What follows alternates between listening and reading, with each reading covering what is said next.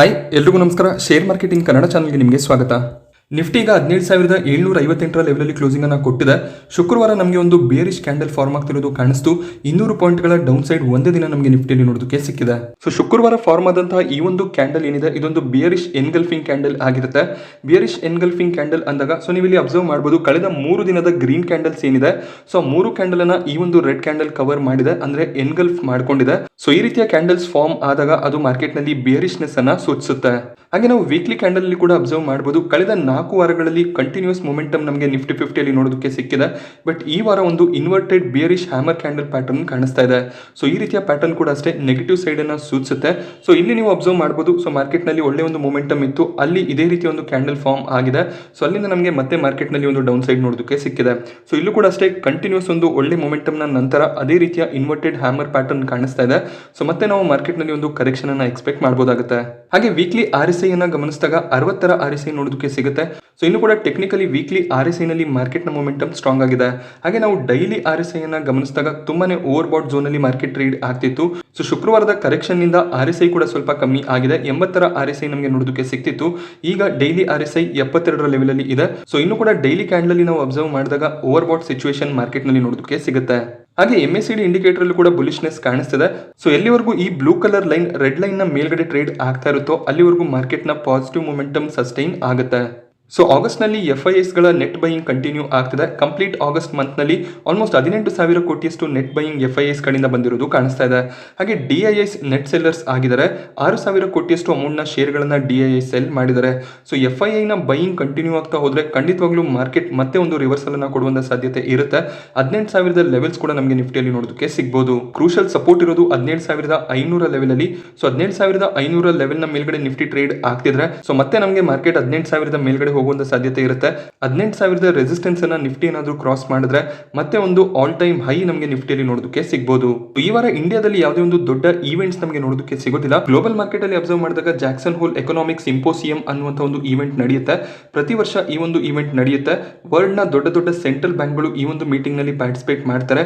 So ಈ ಒಂದು meeting ನಲ್ಲಿ ಅಮೆರಿಕದ ಸೆಂಟ್ರಲ್ ಬ್ಯಾಂಕ್ ಫೆಡ್ ರಿಸರ್ವ್ ನ ಕಡೆಯಿಂದ ಯಾವೆಲ್ಲ ಸ್ಟೇಟ್ಮೆಂಟ್ಸ್ ಗಳು ಬರುತ್ತೆ ಸೊ ಅದು ತುಂಬಾನೇ ಇಂಪಾರ್ಟೆಂಟ್ ಆಗಿರುತ್ತೆ.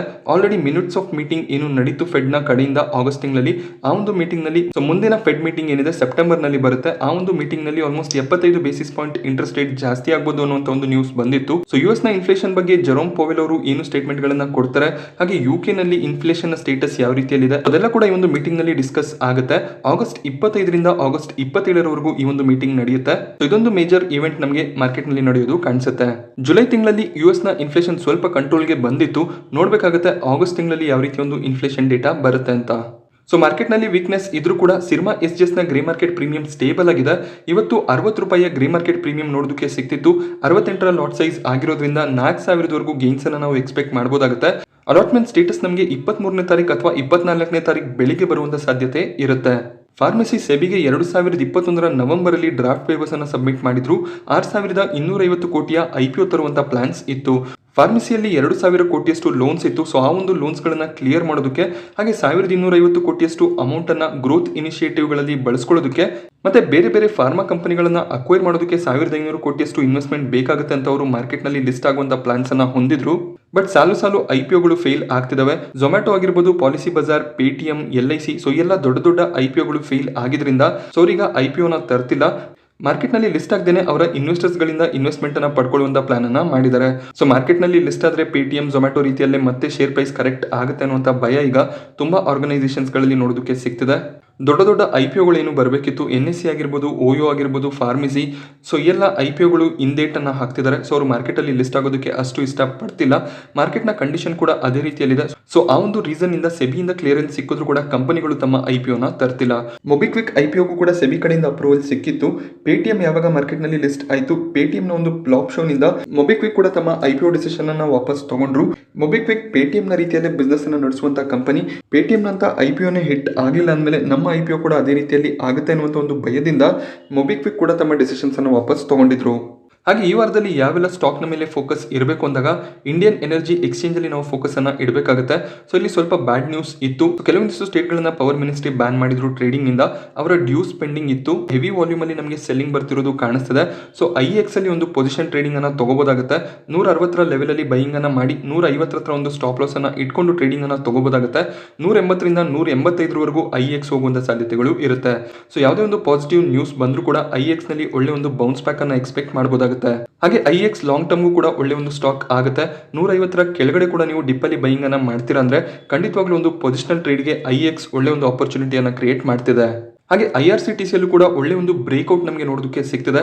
200 ಡೇ ಮೂವಿಂಗ್ ಆವರೇಜ್ ನ ಮೇಲೆ ಒಳ್ಳೆ ಒಂದು ಬ್ರೇಕ್ಔಟ್ ಕಾಣಿಸ್ತಿದೆ. ಕಳೆದ 2 ಸೆಷನ್ಗಳಲ್ಲಿ IRCTC ಯಲ್ಲಿ ಒಳ್ಳೆ ಒಂದು ಬುಲಿಶ್ ಫಾರ್ಮೇಷನ್ ಕಾಣಿಸ್ತಾ ಇದೆ.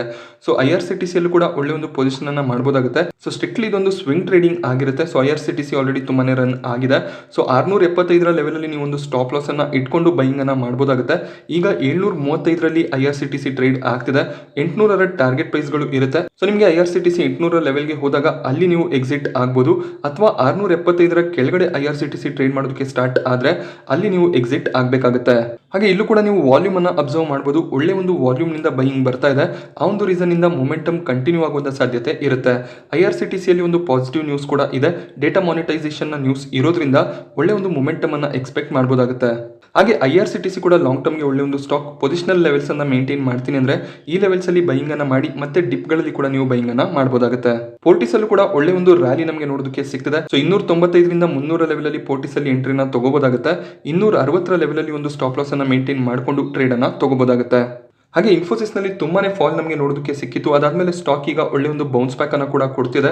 ಸೊ ಈ ಒಂದು ರೇಂಜ್ ಅಲ್ಲಿ ಇನ್ಫೋಸಿಸ್ ಕನ್ಸಾಲಿಡೇಟ್ ಆಗ್ತಿದೆ. 1635 ಲೆವೆಲ್ ನ ಮೇಲ್ಗಡೆ ಇನ್ಫೋಸಿಸ್ ಬ್ರೇಕ್ಔಟ್ ಆದಾಗ ಒಳ್ಳೆ ಒಂದು ಟ್ರೇಡಿಂಗ್ ಆಪರ್ಚುನಿಟಿ ಇರುತ್ತೆ. ಖಂಡಿತವಾಗ್ಲೂ ಇನ್ಫೋಸಿಸ್ ಅಲ್ಲಿ ಸ್ವಿಂಗ್ ಟ್ರೇಡಿಂಗ್ ಗೆ ಆ ಒಂದು ಲೆವೆಲ್ ಗಳಲ್ಲಿ ಎಂಟ್ರಿಯನ್ನ ತಗೋಬಹುದಾಗುತ್ತೆ. 1720 ರಿಂದ 1760 ವರೆಗೂ ಟಾರ್ಗೆಟ್ಸ್ ಅನ್ನ ನಾವು ಎಕ್ಸ್ಪೆಕ್ಟ್ ಮಾಡಬಹುದು. ಸೊ ಇಲ್ಲಿ ನೀವು ಅಬ್ಸರ್ವ್ ಮಾಡಬಹುದು ಒಂದು ಗ್ಯಾಪ್ ಕ್ರಿಯೇಟ್ ಆಗಿದೆ. ಸೊ ಅಲ್ಲಿ ನಮಗೆ ಮಾರ್ಕೆಟ್ ನಲ್ಲಿ ಒಂದು ಗ್ಯಾಪ್ ಡೌನ್ ಓಪನಿಂಗ್ ನೋಡೋದಕ್ಕೆ ಸಿಕ್ಕಿತ್ತು. ಸೊ ಈ ಒಂದು ಗ್ಯಾಪ್ ಫಿಲ್ ಆಗುವಂತ ಸಾಧ್ಯತೆಗಳು ಇರುತ್ತೆ. ಸೊ 1760 ವರೆಗೂ ಇನ್ಫೋಸಿಸ್ ಹೋಗುವಂತ ಸಾಧ್ಯತೆ ಇರುತ್ತೆ. ಅಕಸ್ಮಾತ್ ಇನ್ಫೋಸಿಸ್ 1635 ಮೇಲ್ಗಡೆ ಬ್ರೇಕ್ಔಟ್ ಅನ್ನ ಕೊಟ್ರೆ. ಹಾಗೆ ಇಲ್ಲಿ ನೀವು ಬೈ ಆನ್ ಡಿಪ್ ಸ್ಟ್ರಾಟಜಿಯನ್ನು ಕೂಡ ಫಾಲೋ ಮಾಡಬಹುದು. ಈ ಒಂದು ಲೆವೆಲ್ಗಳಲ್ಲಿ ಬೈಯಿಂಗ್ ಅನ್ನ ಮಾಡಿ ಇನ್ಫೋಸಿಸ್ ಪ್ರತಿ 30 ಪಾಯಿಂಟ್ ಕರೆಕ್ಟ್ ಆದಾಗ ಅಲ್ಲಿ ನೀವು ಇನ್ನಷ್ಟು ಹೆಚ್ಚಿನ ಶೇರ್ಗಳನ್ನ ಬೈ ಮಾಡಿಕೊಂಡು ಪೊಸಿಷನಲ್ ಟ್ರೇಡಿಂಗ್ ಅನ್ನ ಮಾಡಬಹುದಾಗುತ್ತೆ. ಸೊ ಈ ಒಂದು ಲೆವೆಲ್ಸ್ ಅನ್ನ ನೀವು ಅಬ್ಸರ್ವ್ ಮಾಡಬಹುದು. 1400 ಲೆವೆಲ್ಸ್. ಸೊ ಈ ಒಂದು ಲೆವೆಲ್ ನಿಂದ 1400 ವರೆಗೂ ಡಿಪ್ ಅಲ್ಲಿ ಶೇರ್ಗಳನ್ನ ಬೈ ಮಾಡಿ ಮತ್ತೆ ಒಂದು ರ್ಯಾಲಿ ಇನ್ಫೋಸಿಸ್ ನಲ್ಲಿ ನೋಡೋದಕ್ಕೆ ಸಿಕ್ತಾಗ ಆ ಲೆವೆಲ್ಸ್ ಗಳಲ್ಲಿ ನೀವು ಎಕ್ಸಿಟ್ ಆಗಬಹುದಾಗುತ್ತೆ. ಹಾಗೆ ಭಾರತಿ ಏರ್ಟೆಲ್ ಕೂಡ ಬೈ ಆನ್ ಡಿಪ್ ಸ್ಟ್ರಾಟಜಿಯನ್ನು ಫಾಲೋ ಮಾಡಬಹುದು. ಇಲ್ಲೂ ಕೂಡ ಒಳ್ಳೆ ಒಂದು ಬ್ರೇಕ್ಔಟ್ ನಮಗೆ ನೋಡೋದಕ್ಕೆ ಸಿಗ್ತದೆ. ಹಾಗೆ ನೀವು 640 ಲೆವೆಲ್ ಹತ್ರ ಅಬ್ಸರ್ವ್ ಮಾಡಬಹುದು. ಇಲ್ಲಿ ಒಂದು ಸ್ಟ್ರಾಂಗ್ ಸಪೋರ್ಟ್ ಝೋನ್ ಕ್ರಿಯೇಟ್ ಆಗಿದೆ. ಸೊ ಈ ಒಂದು ಲೆವೆಲ್ಸ್ ನವರೆಗೂ ನಾವು ಭಾರತಿ ಏರ್ಟೆಲ್ ಅಲ್ಲಿ ಎಂಟ್ರಿಯನ್ನ ತಗೋಬಹುದಾಗುತ್ತೆ. ಪ್ರತಿ 20 ಪಾಯಿಂಟ್ ಡ್ರಾಪ್ ಅಲ್ಲಿ ನಾವು ಶೇರ್ಗಳನ್ನ ಆಡ್ ಮಾಡ್ತಾ ಹೋಗಬಹುದು. 732 ಹತ್ರ ಈಗ ಭಾರತಿ ಏರ್ಟೆಲ್ ಟ್ರೇಡ್ ಆಗ್ತಿದೆ. ಸೊ 640 ಲೆವೆಲ್ಗೆ ಬರೋವರೆಗೂ ನಾವು ಭಾರತಿ ಏರ್ಟೆಲ್ ಅಲ್ಲಿ ಬೈಯಿಂಗ್ ಅನ್ನ ಮಾಡ್ತಾ ಹೋಗಬಹುದಾಗುತ್ತೆ. ಅದಾದ್ಮೇಲೆ ಶೇರ್ ನಲ್ಲಿ ಮತ್ತೆ ಒಂದು ರಿಕವರಿ ಕಾಣಿಸಿದ್ರೆ ಅಲ್ಲಿ ನಾವು ಪ್ರಾಫಿಟ್ಸ್ ಅನ್ನ ಬುಕ್ ಮಾಡ್ಕೋಬಹುದಾಗುತ್ತೆ. Mahanagar gas limited. ಸೊ ಒಳ್ಳೆ ಒಂದು ಬ್ರೇಕ್ಔಟ್ ಮಹಾನಗರ್ ಗ್ಯಾಸ್ ಲಿಮಿಟೆಡ್ ಅಲ್ಲಿ ನಮಗೆ ನೋಡೋದಕ್ಕೆ ಸಿಕ್ಕಿತ್ತು. ಅದಾದ್ಮೇಲೆ ಕಳೆದ 3 ದಿನದಿಂದ ಸ್ವಲ್ಪ ಕರೆಕ್ಷನ್ ನಮಗೆ ನೋಡೋದಕ್ಕೆ ಸಿಗ್ತಿದೆ. ಸೊ MGL ಕೂಡ ಅಷ್ಟೇ ನೀವು ಈ ಲೆವೆಲ್ಸ್ ಅನ್ನ ಅಬ್ಸರ್ವ್ ಮಾಡಬಹುದು. 680 ಲೆವೆಲ್ ಹತ್ರ ಒಳ್ಳೆ ಒಂದು ಸಪೋರ್ಟ್ ಝೋನ್ ಕ್ರಿಯೇಟ್ ಆಗಿದೆ. ಈಗ ಸ್ಟಾಕ್ 880 ಹತ್ರ ಟ್ರೇಡ್ ಆಗ್ತಿದೆ.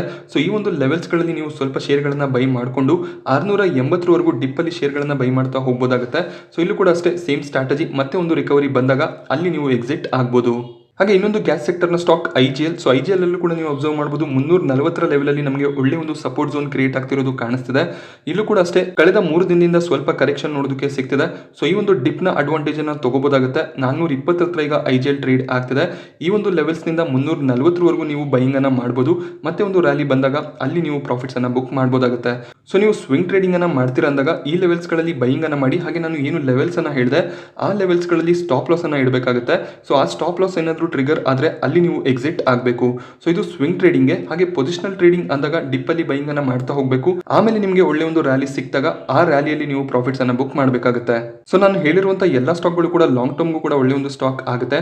ಎಷ್ಟೇ ಡಿಪ್ ಬಂದ್ರೂ ಕೂಡ ಅಲ್ಲಿ ನೀವು ಆ ಡಿಪ್ ಅಲ್ಲಿ ಶೇರ್ಗಳನ್ನ ಬೈ ಮಾಡಿಕೊಂಡು ಆಮೇಲೆ ಪ್ರಾಫಿಟ್ಸ್ ಅನ್ನ ಕೂಡ ಬುಕ್ ಮಾಡಬಹುದಾಗುತ್ತೆ. ಹಾಗೆ ಮಾರ್ಕೆಟ್ನಲ್ಲಿ ತುಂಬಾನೇ ಕರೆಕ್ಷನ್ ಬಂದರೆ ನಿಫ್ಟಿ 50 ನಿಫ್ಟಿ ನೆಕ್ಸ್ಟ್ 50 ಸ್ಟಾಕ್ಗಳ ಮೇಲೆ ಕಣ್ಣಿಟ್ಟಿರಬೇಕಾಗುತ್ತೆ. ಎಲ್ಲೇ ನಮಗೆ 3-4% ಕರೆಕ್ಷನ್ ಸಿಕ್ಕಿದಾಗ ಅಲ್ಲಿ ಒಳ್ಳೆ ಒಂದು ಆಪರ್ಚುನಿಟಿ ಆಗುತ್ತೆ. ಯಾವುದೇ ಒಂದು ಟೆಕ್ನಿಕಲ್ನ ಅವಶ್ಯಕತೆ ಇರೋದಿಲ್ಲ. ನಿಫ್ಟಿ 50ಯಲ್ಲಿ ಒಳ್ಳೆ ಸ್ಟಾಕ್ಗಳು ನಮಗೆ ಅವೈಲೇಬಲ್ ಇರುತ್ತೆ. ಆರಾಮಾಗಿ ಒಂದು ಪೊಸಿಷನಲ್ ಟ್ರೇಡಿಂಗ್ ಅನ್ನು ತಗೋಬಹುದು. Infosys, Axis bank, ICICI bank, Kotak Mahindra bank ಯಾವುದೇ ಒಂದು ಸ್ಟಾಕ್ ಆಗಿರ್ಬೋದು ನಿಫ್ಟಿ 50 ಸ್ಟಾಕ್ಗಳಲ್ಲಿ ಒಂದು ಫೋಕಸ್ ಅನ್ನು ಇಟ್ಟು ಮತ್ತೆ ಮಾರ್ಕೆಟ್ನಲ್ಲಿ ಕರೆಕ್ಷನ್ ಬಂದರೆ ಆ ಒಂದು ಕರೆಕ್ಷನ್ ಅಲ್ಲಿ ಶೇರ್ಗಳನ್ನು ಬೈ ಮಾಡ್ತಾ ಹೋಗಬಹುದಾಗುತ್ತೆ. ಸೊ ಆಲ್ರೆಡಿ ನೀವು ಮಾರ್ಕೆಟ್ಗೆ ಹೊಸಬ್ರಾದ್ರೂ ಕೂಡ ನಿಮ್ಗೆ ಒಂದು ಐಡಿಯಾ ಬಂದಿರುತ್ತೆ. ಮಾರ್ಕೆಟ್ನಲ್ಲಿ ಯಾವ ರೀತಿಯಲ್ಲಿ ಕರೆಕ್ಷನ್ ಬರುತ್ತೆ ಅದೇ ರೀತಿಯಲ್ಲಿ ರಿಕವರಿ ಕೂಡ ಆಗ್ತಿರುತ್ತೆ. ಆ ಒಂದು ರೀಸನ್ ಇಂದ ಎಷ್ಟೇ ಕರೆಕ್ಷನ್ ಬಂದರೂ ಕೂಡ ಒಳ್ಳೊಳ್ಳೆ ಸ್ಟಾಕ್ಗಳನ್ನು ಆಡ್ ಮಾಡ್ತಾ ಹೋಗಿ ಹಾಗೆ ರಿಕವರಿ ಬಂದಾಗೆಲ್ಲ ಅಲ್ಲಿ ನೀವು ಪ್ರಾಫಿಟ್ಸ್ ಅನ್ನು ಬುಕ್ ಮಾಡ್ತಾ ಹೋಗಬಹುದಾಗುತ್ತೆ. ಸೊ ಸ್ಟಾಕ್ ಮಾರ್ಕೆಟ್ನ ಈ ಒಂದು ಇನ್ಫಾರ್ಮೇಷನ್ ನಿಮಗೆ ಇಷ್ಟ ಆದರೆ ವಿಡಿಯೋನ ಲೈಕ್ ಮಾಡಿ, ಹಾಗೆ ಚಾನಲ್ಗೆ ಹೊಸಬ್ರಾದ್ರೆ ಚಾನಲ್ನ ಸಬ್ಸ್ಕ್ರೈಬ್ ಮಾಡೋದು ಮರಿಬೇಡಿ. Thank you friends.